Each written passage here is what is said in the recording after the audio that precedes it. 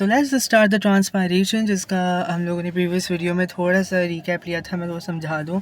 I was just talking about the mesophyll cells, जिसमें हमारे पास पंजाई mesophyll cells में basically हमारे पास वो प्लेस है जहाँ पर हमारे पास एयर स्पेसेस भी होती हैं और हमारे पास वहाँ पर ट्रांसपायरेशन होती है।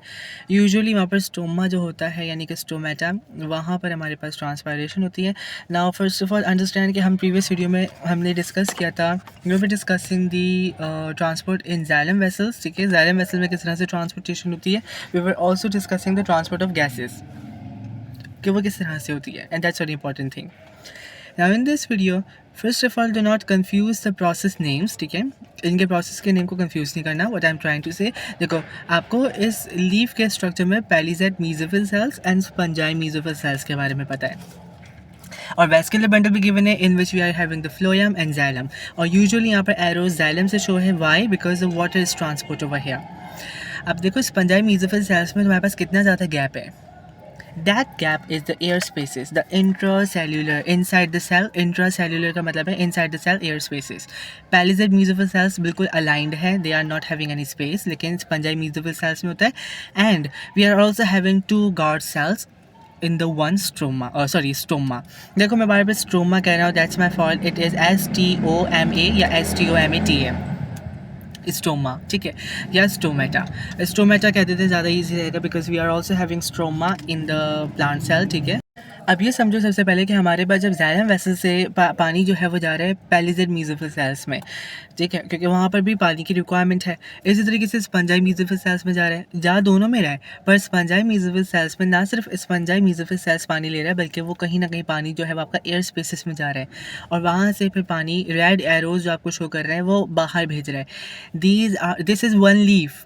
हम प्रीवियस वीडियो देखकर नहीं आओ तो लाजमी देख कर आओ। मैंने तभी कहा है पूरी सीरीज़ लो। प्रीवियस वीडियो में मैं बता चुका हूँ, पूरा जो लीफ होता है उस लीफ में हमारे पास वो क्योंकि थिन होता है, उसका स्ट्रक्चर वो फ्लैट होता है, surface area to volume ratio high होता है, उसकी वजह से पानी ईजिली बाहर आ जाएगा। These are the two stomata that are shown to you in this video, in this diagram। और इसमें तुम्हें गार्ड सेल्स दिखाए हुए हैं, यानी कि एक स्टोमेटा के पास दो गार्ड सेल्स होते हैं जो कि बंद होते हैं ड्यूरिंग द नाइट टाइम, वो बंद हो जाते हैं, ड्यूरिंग द डे टाइम वो खुल जाते हैं। ठीक है, क्योंकि डे टाइम पे हमारे पास क्या होता है, डे टाइम पे हमारे पास सनलाइट होती है, और सनलाइट जब वो पानी को हीट प्रोवाइड करती है तो पानी वाटर को एवोपरेट करता है। आप किसी भी चीज़ पे हीट प्रोवाइड करोगे तो वो चीज़ वहाँ पर अगर पानी होगा तो वो एवोपरेट हो जाता है। तो सुबह के वक्त वो पानी छोड़ता है, यानी कि पानी को आउट करता है। ना सिर्फ यहाँ से पानी निकलता है बल्कि यहाँ से एक और चीज़ भी बाहर होती है, that is known as the oxygen. Oxygen बाहर जाता है, and during the night time यहाँ पर कार्बन डाइऑक्साइड बाहर जाता है।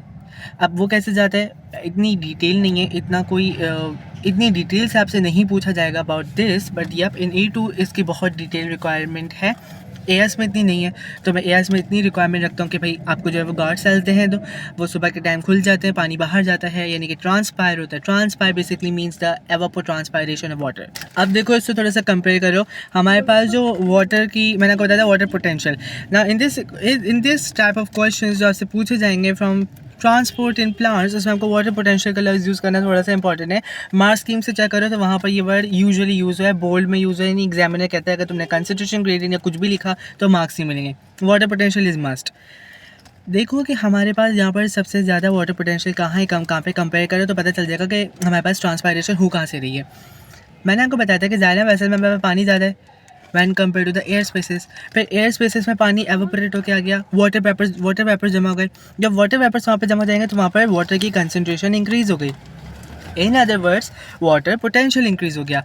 वाटर पोटेंशियल का वर्ड इंपॉर्टेंट है यूज़ करना। वाटर पोटेंशियल अगर आप नहीं लिखोगे आपके मार्क्स चले जाएंगे। और फिर वाटर पोटेंशियल वहाँ ज़्यादा हो गया, एटमॉस्फेयर में कम है। Higher concentration to lower concentration is called osmosis. इस तरह से हमारे पास जो पानी है वो लीव से बाहर एटमॉस्फेयर में चला जाता है, and this is how the transpiration is happening. Now understand the transpiration. इसको थोड़ा सा और समझो। Transpiration, now if you need to write about the definition, तो इसकी definition it is a loss of water vapour from leaves. ठीक है, और इसकी साइड इफेक्ट क्या होता है, it is because of the cooling of plant. इसका साइड इफेक्ट ये होता है कि जो प्लांट है वो कूल डाउन कर जाते हैं ना। देखो प्लांट की जो टेम्परेचर है वो डिक्रीज हो जाता है, वो थोड़ा सा कूल डाउन होता है, ठंडा हो जाता है। टू वेज होते हैं देखो जिसके थ्रू जो है हमारे पास ट्रांसपायरेशन होती है, एक तो वाया स्टोमेटा और दूसरा है वाया क्यूटिकल।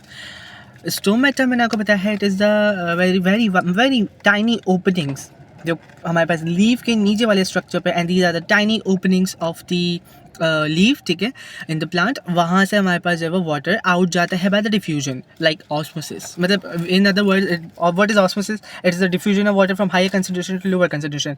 पानी की डिफ्यूजन को तो हम ऑस्मोसिस कहते हैं। From air space to atmosphere, air space से एटमॉस्फेयर भी आपको मैंने दिखाया था। Only occurs when stomata is open. अब स्टोमेटा ओपन होता है तो फिर ये ट्रांसपायरेशन होती है। और स्टोमेटा कब ओपन होता है? In the day time.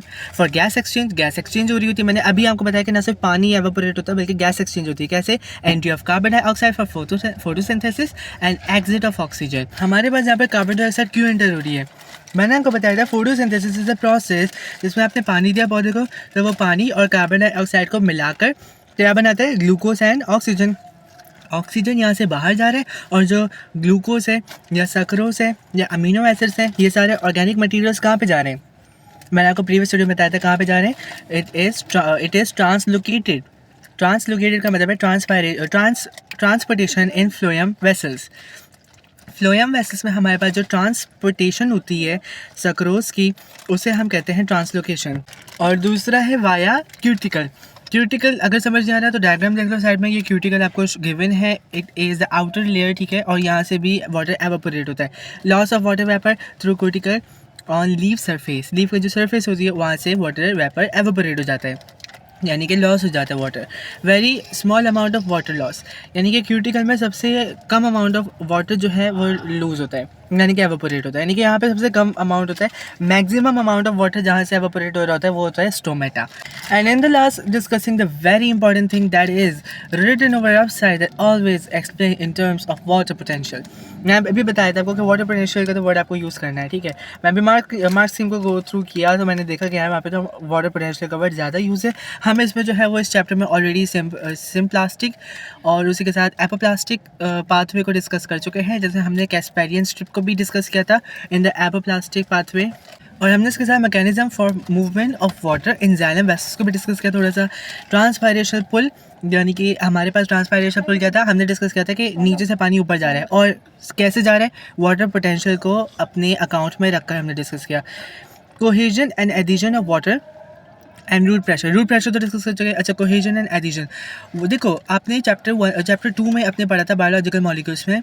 मैं थोड़ा सा उसका वापस जो है आपको रिकॉल करवा दूँ। कोहेजन का मतलब है कि वाटर मॉलिक्यूल्स का वाटर मॉलिक्यूल से आपस में इंट्रैक्शन। ऊपर नीचे वाला वाटर मॉलिक्यूल ऊपर वाले वाटर मॉलिक्यूल को धक्का दे रहा है और वो वाला फिर ऊपर वाले मज़ीद ऊपर वाले वाटर मॉलिक्यूल्स को धक्का दे रहा है। ये जो पुश है, this push is basically making the transpiration pull, यानी कि बेसिकली वाटर को ऊपर जाने की तरफ अलाउ कर रहा है। एडिशन का मतलब है वाटर का जो जाइलम की वॉल है उसके साथ अट्रैक्शन, और वो भी उसे अलाउ कर रहा है। मैंने अभी कहा था कि lignin is very important. Lignin की वजह से जो हमारे पास जाइलम वेसल है वो बेसिकली अलाउ कर रहा है वाटर मॉलिक्यूल्स को ऊपर जाने के लिए। This is done by the addition, ठीक है। अगर स्टिल कोई कन्फ्यूजन है तो मैं आपको नेक्स्ट वीडियो में समझा दूंगा। हम लोगों ने सिम्प्लास्ट और एपोप्लास्ट पाथवे को मेसोफिल सेल्स में भी डिस्कस कर लिया। नाउ ट्रांसपायरेशन, इसके फैक्टर्स हैं दैट अफेक्ट द ट्रांसपायरेशनल रेट, ठीक है। Measuring the rate of transcription using a photometer, ठीक है। या it's basically in the part of your syllabus. हम ये भी और फिर ज़ीरोफाइट, इसको भी अलग से डिस्कस करना है, इसके एडेप्टेशंस को भी डिस्कस करना है। तो ये till that is over here and in this video में basically discuss all about the everything that was very important for you guys, कि हम लोग किस तरह से ट्रांसपायरेशन हो रही होती है। अब इन द नेक्स्ट वीडियो में भी discussing the factors that affect the rate of transpiration. इसी के साथ हम लोगों को ट्रांसपायरेशन इन ट्रांसपोर्टेशन इन फ्लोएम यानी कि ट्रांसलोकेशन को भी डिस्कस करना है। और उसके साथ साथ फिर हम लोग the last thing which is remaining that xerophyte, ठीक है। तो ये एक अलग चीज़ है, इसको थोड़ा सा डिस्कस करना बहुत ज़्यादा इंपॉर्टेंट है। और पोटोमीटर का भी डिस्कस कर रहे थे बिकॉज मे बी देखो प्रैक्टिकल में तो ये नहीं आता, पर पेपर 2 में पेपर 1 में MCQs बन सकते हैं। पेपर 2 में थ्योरी पूछी जा सकती है, so we can just do like that, ठीक है। क्योंकि ऑफकोर्स तो तुम्हें प्लांट का कोई भी प्रैक्टिकल नहीं देते इस तरीके का कि तुम्हें कोई पोटोमीटर या कुछ ऐसे कुछ इंस्ट्रूमेंट यूज़ करना। Plus still you are having any question, just comment section is open, just do comment me and I will tell you, ठीक है। Do subscribe this channel, for the 10,000 subscribers right now, and do follow on Instagram to make the 10,000 followers. I'll see you in the next video. DM कर देना वहाँ पे कोई भी मुश्किल हो. I'll see you in the next video. Preparation अपनी रखो. All the best for your A levels, and yeah, till that, take care.